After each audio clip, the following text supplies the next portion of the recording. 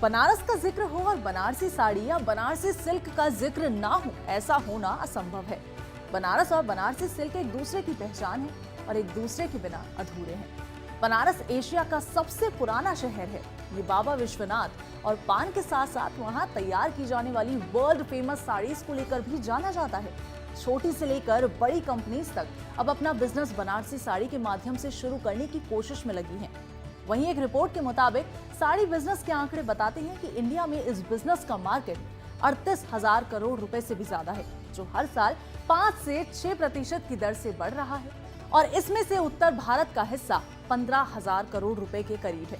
तो ऐसे में इस बिजनेस में आकर आप भी 38,000 करोड़ रुपए में से अपने हिस्से की कमाई कर सकते हैं। चलिए फिर जानते हैं इस बिजनेस से जुड़ी हर छोटी बड़ी डिटेल्स के बारे में। हिंदुओं की पावन नगरी वाराणसी को सिर्फ काशी के घाट के लिए नहीं, बल्कि बनारसी सिल्क साड़ी के लिए भी जाना जाता है। बनारस और बनारसी साड़ियों के बारे में आज के समय में हिंदुस्तान और दुनिया के लाखों लोग जानते हैं। बनारस की लगभग 1/3 आबादी प्रत्यक्ष अथवा परोक्ष रूप से बनारसी साड़ी के कारोबार से अपनी आजीविका चलाती है। इस कारोबार से 10 लाख लोगों की आजीविका चलती है, जिनमें 2.5 लाख के करीब बुनकर शामिल हैं।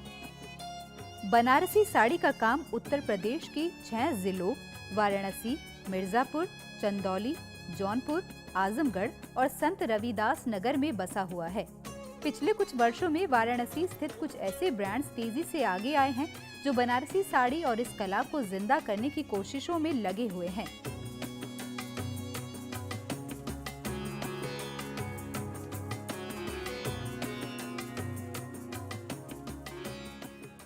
जैसे जैसे लोगों की आमदनी बढ़ रही है, वैसे वैसे उनका लाइफस्टाइल भी बदलता जा रहा है। गांव हो या शहर, महिलाएं हर त्योहार पर नई साड़ियां खरीदती ही रहती हैं। और हमारा देश तो है ही त्योहारों का देश, क्योंकि यहाँ हर दूसरे महीने में कोई ना कोई तीज त्योहार आता ही रहता है।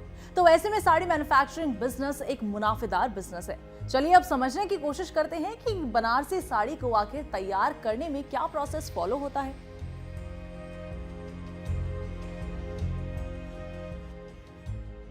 देखिए, अगर स्टार्ट करते हैं तो टेक्सटाइल इंडस्ट्री में स्टार्ट होता है पल्प ऑफ यार्न से, यानी कि जो रुई होती है, जैसे कॉटन की रुई होती है कॉटन के लिए, इसी तरह से सिल्क जो निकलता है वो कोकून से निकलता है और फिर उसके बाद उसकी स्पिनिंग होकर फाइन यार्न निकलता है, जो कि इंडिया में जिस क्वालिटी का कोकून होना चाहिए सिल्क के लिए मैं बात कर रहा हूँ वो नहीं है। वो इसके लिए हम लोगों को मतलब डिपेंडेंट हैं आज भी, इतना एडवांस होने के बाद भी, चाइना के ऊपर या वियतनाम के ऊपर या कोरिया के ऊपर, वहीं से यान आता है।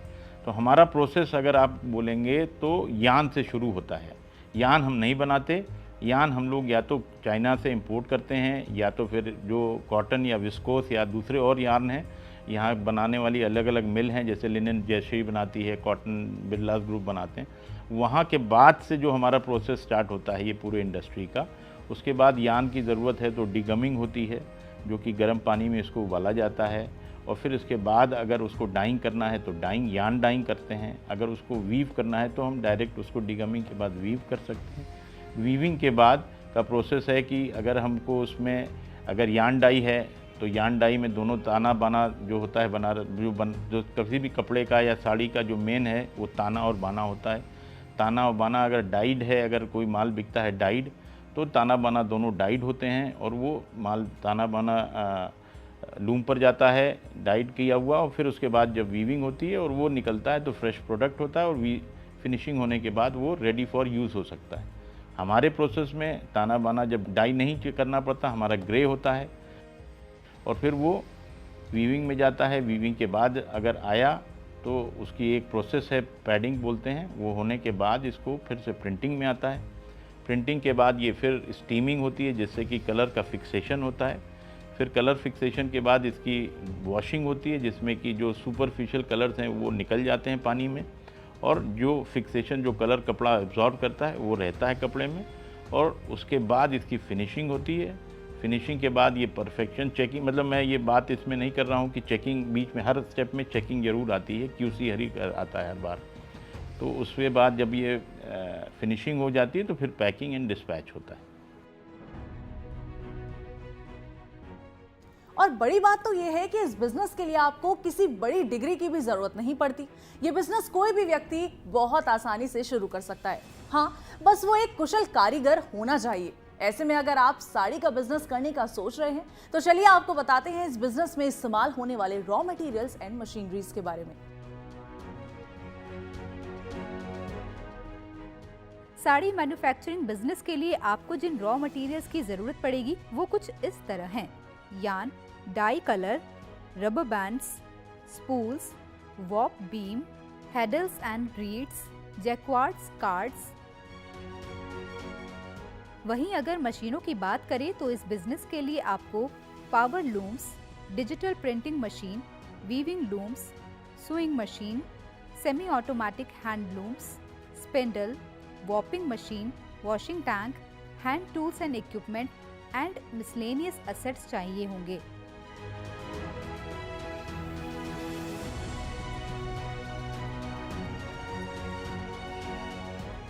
सदाबहार व्यवसाय माने जाने वाले साड़ी मैन्युफैक्चरिंग बिजनेस में साड़ी का पैटर्न बदल सकता है, साड़ी का डिजाइन बदल सकता है, लेकिन साड़ी की मांग कभी नहीं बदलेगी। क्योंकि किसी भी बिजनेस को शुरू करने से पहले आपके पास एक अच्छा बिजनेस प्लान होना बहुत जरूरी है। सारी डिटेल्स होनी चाहिए, इससे बिजनेस करना थोड़ा सा आसान हो जाता है। तो चलिए अब जानते हैं इस बिजनेस के लिए आपको कितना area, electricity and man power required होगा।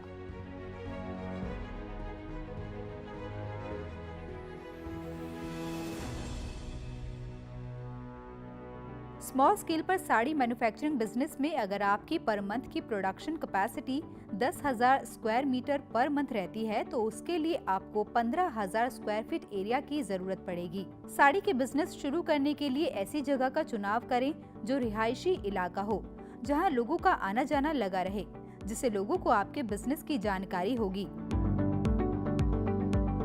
अब बारी आती है इलेक्ट्रिसिटी की। इस बिजनेस को शुरू करने के लिए आपको 40 से 60 किलोवाट का पावर कनेक्शन चाहिए होगा।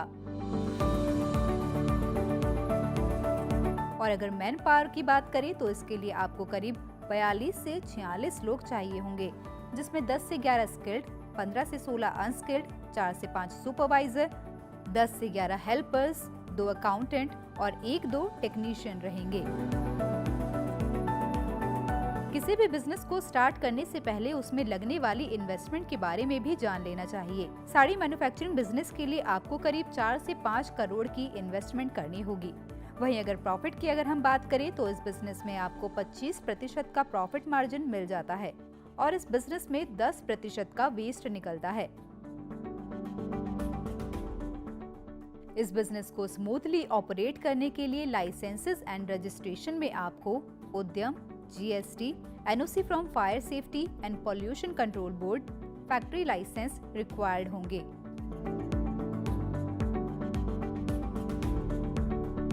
आपके बिजनेस को ग्रो करने के लिए मार्केटिंग करना बहुत ही जरूरी है, क्योंकि अगर आप अपने बिजनेस की सही तरीके से मार्केटिंग नहीं करेंगे तो आपकी बिजनेस की जानकारी लोगों तक नहीं पहुंचेगी। आज के वक्त में मार्केटिंग के लिए काफी सारी सुविधाएं अवेलेबल हैं, तो आप सही मार्केटिंग ऑप्शन का चुनाव करके अपने बिजनेस को कामयाबी के शिखर तक पहुंचा सकते हैं। किसी भी बिजनेस की ग्रोथ के लिए माउथ मार्केटिंग करना बेहद जरूरी होता है।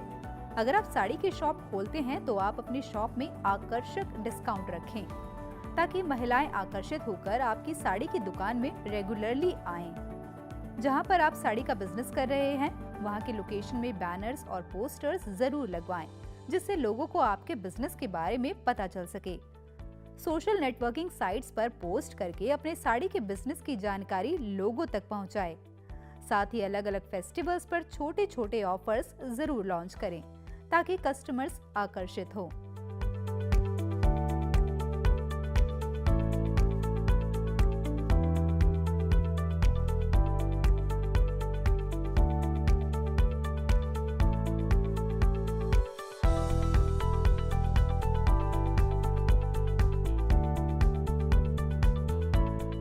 तो तो ऐसे में इस बिजनेस को करके आप अपने लिए एक सुनहरा भविष्य बना सकते हैं। इस शानदार बिजनेस को आप कम बजट के साथ शुरू करके मोटी कमाई कर सकते हैं। ऐसे ही interesting and exclusive business ideas हम आपके लिए लाते रहेंगे, तो बने रहिए हमारे साथ।